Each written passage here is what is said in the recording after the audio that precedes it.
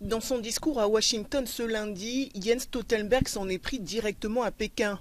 Le secrétaire général de l'OTAN a appelé les pays membres à fournir plus d'armes à l'Ukraine et à faire payer à la Chine le prix de son soutien à la Russie. Pékin, qui n'a jamais condamné l'invasion de l'Ukraine en 2022, se dit neutre dans ce conflit.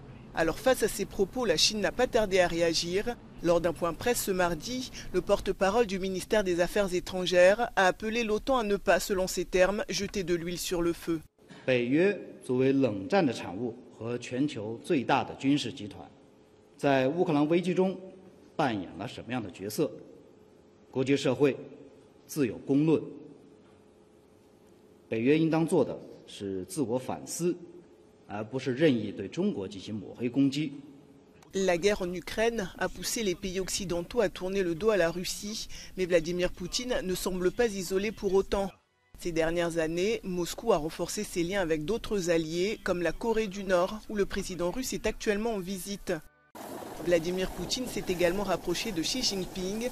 Signe de ce rapprochement, la Chine n'a pas participé au sommet pour la paix en Ukraine, qui s'est tenu ce week-end en Suisse, en raison notamment de l'absence de la Russie.